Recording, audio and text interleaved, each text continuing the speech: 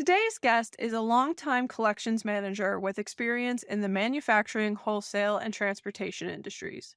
Chris Petrewski has over a decade of experience leading collections teams to success. He's also a husband, father to two sons, dog owner, and a big sports fan. Chris, welcome to the show. Hi, Christina. Thanks for having me. So, Chris, I gotta ask, what sports? So I'm a huge football and basketball fan. I'm an Eagles fan and basketball. I'm a Celtics fan, but I root for pretty much anybody. I like the NBA. I love college sports, so big college basketball fan too. Very nice. My two fantasy football leagues keep me occupied on the week. I also love football. So, getting into collections though, how about you start by telling me how you found yourself into the collection space? It's a funny story. I got a degree in marketing, and I always expected to work in sports. I wanted to work in the front office of a sports team, and I started with a hockey team in Moline, Illinois, as their merchandise manager, and everything was going well. And after a year, got a little homesick. It was funny. I got a little homesick, wanted to move back home, took a job in promotions and marketing for a AAA baseball team here at home. And everything was going really well for a few years. And there were some big changes. They wanted to eliminate my position. I went to sales, got burnt out quickly, and I was home, didn't have a job, was looking through the newspaper. My wife and I, were trying to make ends meet, and I opened it up and it said collections position at UPS. So I applied, had two interviews. They offered me the job, and I started working for them as a collector. It was interesting. I just fell into it, and never in a million years would I ever think I would have enjoyed it. And now 20 plus years later, I'm still a collector. Yeah, for sure. And you were at UPS for a while. I saw on your LinkedIn, right? Yeah, I was at UPS for almost 19 years, just short of 19 years. Hmm. Like I said, I started as a collector. My first day after training, my first day on the job, my supervisor said, "Have you ever done this before?" And I said, "No, I've never made a collection call in my life." And he said, "Well, here's how you're going to start." He handed me a paper list about yay thick and sat me at a desk with a phone without a computer. So I had no access to anything yet at that time. And he said, "I want you to call everyone on this list, tell them how much they owe based on what's on the paper, and to ask them when they're going to pay. Write down the date they're going to pay. And then your next job, once you get through the list, is do a follow-up call if we haven't received the payment." So there was probably about $1 million worth of receivable on that list. In 2 weeks, in about 2 weeks, he ran a new report, and I basically cut that in half, not having any collections experience. So jumped right head first in. Jumped right head first in, had no idea. All I would do is ask for the person's name that was on the list, tell them how much they owed, and, ask them when they were going to pay. So, and I did not get off the phone until I got a date. I was very persistent about the date they were going to pay. One of his favorite saying, my boss's favorite sayings, which I still use today, is "as soon as possible" or "someday" is not a date on the calendar. You need to give me a date on the calendar. So that's what I would use. Yeah. And without any experience, I just dove right in, and for some reason, I was successful. I moved on to a manufacturing company for a little bit and a tire distributor. Also did collections as their manager. Had a much smaller team. At UPS, I managed 30 people. The tire distributor, I managed 5. But same process is everything. Collections, to me, you could give me any type of product or service. Collections to me is exactly the same. Hmm. It's all about building a relationship. So my techniques were always the same. Managing a team has always been fun because you have so many different personalities. It's interesting to see how it all plays out when you're managing the group. So teaching folks the skills that I've learned over the years is always new and refreshing. So it's always a fun gig. And then my current job is with Truckstop.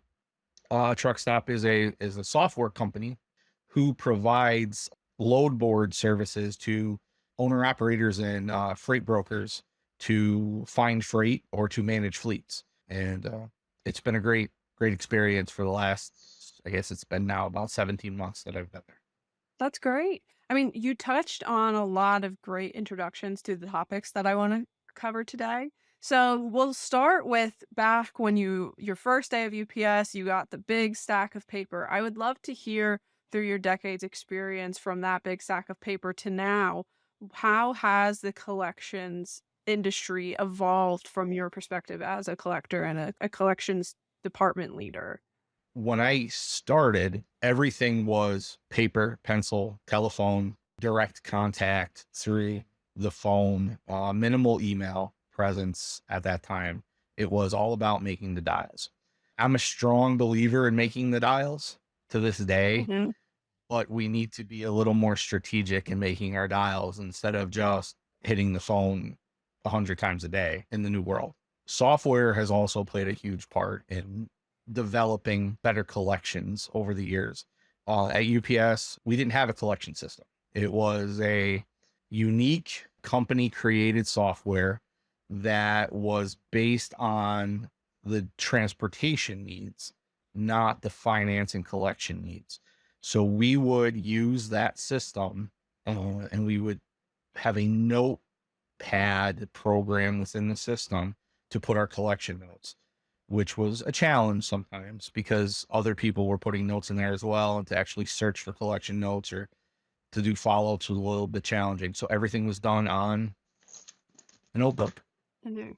You would use the notebooks. I at one time on my desk as a collector, I had a stack of probably 25 notebooks that had dates on them based on when the contacts were made, and it was an interesting filing system. Oh, it sounds it. Over the years at UPS, they did invest in a finance program which managed collections, write-offs, billing, all of the things that you would normally expect from a finance program, which made our lives a lot easier. Helped our strategy to be a little more efficient. Mhm. I'd love if you could expand upon the strategy because you mentioned, obviously back in the day it was get those dials, but now not only because of course, enhanced TCPA laws, but also just customer preference as a whole, right? Like people necessarily preferring email versus calls, or they like a call, like you said, in the middle of the day, but they'll get an email towards the evening for lack of a better word. How have you had fun with the strategies as you've picked up these tips and tricks throughout the years? So it was a challenge at first at UPS when we saw a trend to customers who want more of an electronic communication. It was funny because they asked for that, but yet they weren't responding. The communication wasn't as smooth as it should be for us to send them to respond. They would say, "Oh, I never received your email," or "We never received, whatever we were sending via." If they needed invoices, we would send them electronically through an FTP process at that time. We didn't have an email set up for invoicing, so we would send the FTP. We would send an email as the follow up and say, "Hey, did you get your invoices? They were sent at this point," and we weren't getting any responses back. So it was a challenge, and we would be on the phone again, say, "Hey, we sent these on the first. It's now the 7th. You guys received them from the confirmation we received back. What did you? Oh, so and so didn't open the email and they forgot about the FTP, and so it was a challenge." So I think it was a learning process for both the collections group and the customer as we all evolved at the same time with the collection process. Yeah, for sure. That's really interesting because you have what the customer assumes they'll have their preference, but you have the data of what they actually respond to and using that technology, whatever it is, the new software system that your company's eventually implemented or your self-made filing system but using that technology to help build the relationship further by finding that middle ground of what they think they want versus what they actually respond to. And the biggest part of successful collections with the change from phone calls to electronic communication is really just building a relationship. One of the things that we would always focus on, and I would always stress this to the collectors who work for me, is make the initial phone call to their AP manager or whoever is responsible for approving the invoices that we need to get paid, and introduce yourself. Tell them that you're there to be an ally and a partner with them, not to beat them up that they didn't pay their bill. And if you start that relationship early, when the time comes to pay a bill, they're going to put your bill at the top of the page because they know you've taken the time to build that relationship. So as a collector, once I got acclimated to setting my day and setting up a pattern, I would call ahead of time before the monthly billing and say, "Hi, Mary, this is Chris. Great to talk to you today. Your invoice packet's going to be sent this week. I just wanted you to know that everything looks great. If you have any questions or anything at all, please let me know." And I would create small talk and learn about their families and things like that. And I learned as a salesman, you take note of this stuff and you say, "Hey, so Mary has a granddaughter who plays volleyball at high school and she's really good." And, things like that. So I would call Mary and say, give her all that information, say, "Hey, by the way, how's your granddaughter? Has she won any volleyball matches? What's the latest?" And they would just love that and eat it up. And it would help my collections process so much. Oh, I'm sure. Plus, from a consumer's perspective, I'm sure as a consumer, you're not assuming your collector to care about your family, right? All consumers have a preconceived notion about what a collector is going to be like when they call, Agreed. and you're just flipping it on its head. Yeah, completely. And to have that mentality to go along with the improvement in the communication through, email and being able to send things electronically instead of a phone call all the time made a big difference. So they would look to see that email, but I would take after, beating them up originally, I would take the time to make the phone call for that personal touch so they knew that I was trying to help them and not really beat them up. Mhm. And another podcast guest that I had mentioned that there's a very thin line between the difference of sales and collector because you're all connected with ultimately building up the customer loyalty that the consumer has in the brand. And just like sales can make or break an onboarding process, a collections person can make or break whether they'll stay with that company or not once they do resolve that debt. So the fact that you're making that extra Yep. step to build that relationship feeds into that whole collections is an excellent opportunity to build brand loyalty among customers. Absolutely. I think it's an underrated aspect of a company's nature to really involve their collections group as part of the relationship building with a customer. Usually they keep it with sales and they don't let the customer interact too often with internal parts of the business that are going to affect them. So, I have some friends that work in customer success right now, and after the sales process, it gets handed over to them. And I've asked them, have you guys involved the collections group or somebody who's responsible for the receivable in your onboarding or continued management of the account? And they said most times they don't. So it's interesting how those relationships work in a lot of different companies. I've been fortunate enough to be able to stay involved with the process with the customer. So from UPS to the tire manufacturer to now truck stop, you know, I'm involved with the customer.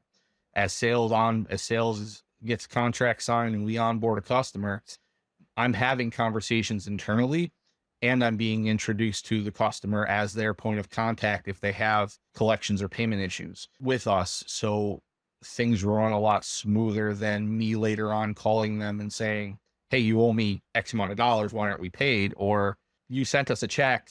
Where's the remittance? Things like that, where we're building up the relationship early and we're putting out those expectations of what we expect for them to be as a customer, and we want to know what they expect from us as the provider, so we can be on common ground throughout the relationship. And it's never going to be 100% smooth because it's never going to happen. There's always going to be bumps in your road. Having those conversations early and laying the groundwork for what could happen over time, I think goes a long way in building that relationship and keeping customers loyal. Again, Chris, thank you so much for joining us here in Collecting Thoughts. It was great speaking with you today. Thanks, Christina. You too.